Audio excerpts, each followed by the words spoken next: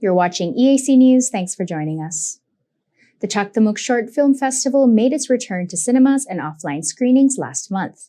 In its 11th edition, the festival screened 55 short films, including 36 local entries from 25th to 28th November 2022 at the Chaktamuk Conference Hall, Legend Premium Nora Mall, and Major Cineplex by Smart Soria.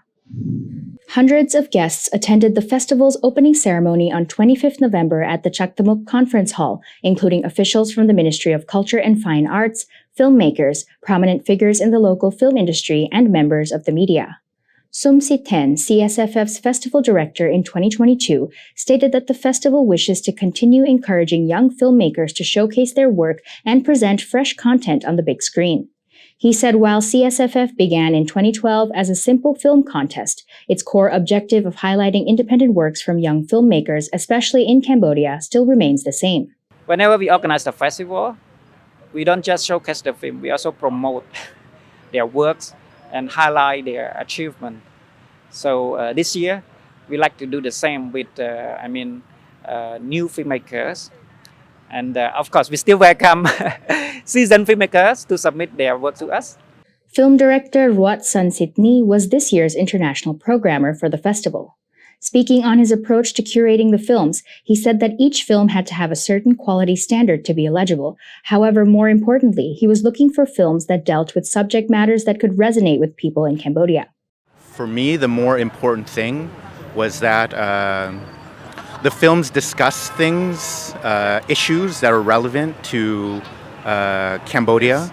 So, if the films represented in a interesting and inquisitive way issues that we are dealing with in Cambodia right now, I found them worthy of being brought into Chaktamuk and being screened to a larger audience, so we could reflect on the role of films and the role of art, and also reflect on where we're going as a society. This year, CSFF received a total submission of 185 local and international short films, from which 55 were selected by its festival programmers. 2 special juries, one each for the national and international categories, were then tasked with selecting the winners for the festival's 7 prizes and awards, including the top prize of Best Cambodian Short Film. The jury evaluating the top 6 national films this year was comprised of 2 of CSFF's past champions, 2013 winner Li Po-lain and 2015 winner Chap Somchanrit.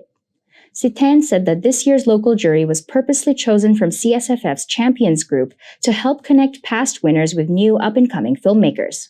We like to connect different generations of filmmakers to give each other input on their story and on new content. So the idea is to pass on the skill set from generation to generation through this judging process. Yes. Remarking on the 2022 submissions, jury member Chap Somchanrit said he found that some of the films this year tried to explore more daring topics that are not normally discussed in Cambodian society. This year's submissions were different. Some have tried to do something that's never been done before. They've touched on topics that's, I wouldn't say taboo, but it's probably a bit sensitive in Cambodia. Regarding jury evaluation, Somchanrit said it can be a fairly subjective process, as jury members each have their own preferences and filmmaking sensibilities. However, they come together for a final consensus. For me personally, as a jury, I look for stories, I look for style and cinematographies and the themes, or what the filmmaker has to say, and more or less I try to balance them out, because some directors might focus more on style, like this, like they don't care much about the story, but then they want it to be stylish or whatever, something that has like sort of a has their own signature on it, I guess. But for me personally, stories, first and foremost, style, cinematography, editing, sound, those come later.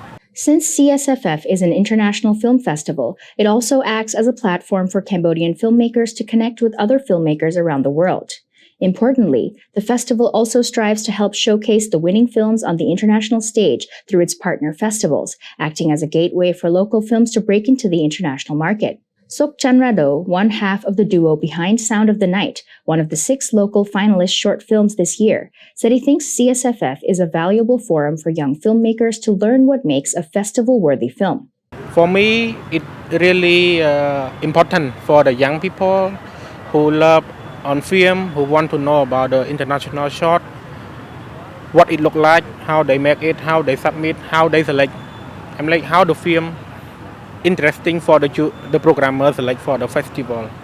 Chanrado himself is no stranger to festivals. Sound of the Night originally premiered at the prestigious Locarno Film Festival in 2021 and has also been screened at a number of other film festivals around the world, including the Cambodian International Film Festival earlier this year. He said he thinks film festivals are very important not just in Cambodia but all around the world, as they offer a chance for young filmmakers like himself to show off their work and talents. T. Tep Nimol, also known as David Tito, was another one of the 6 local finalists with his short film Miss Client. Tito was also last year's CSFF champion, winning the title of Best Cambodian Short Film in 2021 with Red Pot. I think the most important thing about Chak Damuk short film is not only about the networking that people coming here to sell, but I think it's about like how filmmakers coming and then like enjoying the cinema and like getting to know each other more, because we're like a small country, so we need like to expand more of our connection and sharing about cinema stuff. The importance of festivals like CSFF seems to be widely understood by members of the industry. I think festivals like these are very important, especially for a developing country like Cambodia. It's because we don't have a lot of things going on in the film industry. I mean, there are, but I feel like it's not enough. And especially for young people who are, trying to get into the industry, trying to make their own films, it's a platform for them to sort of kick off their career, because just how I started my filmmaking career as well, which was through this festival. I made a film and then I won, and then that's how my career started basically. It's just that. Chak Damuk Film Festival is the longest running film festival in Cambodia.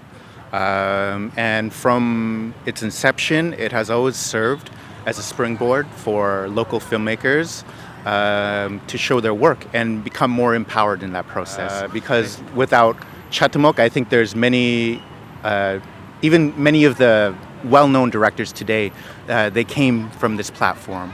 So it plays a big role in helping them gain that confidence and then hopefully launching them into an international stage. Festival director Sum Sithan definitely thinks the Chak Damuk Short Film Festival will continue to play a major role in achieving a more robust future for the local film industry.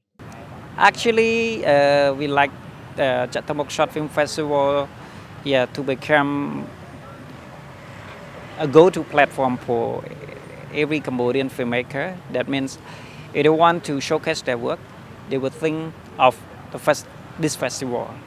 And the idea is to actually connect their first work, and the festival will serve as a bridge for their film career.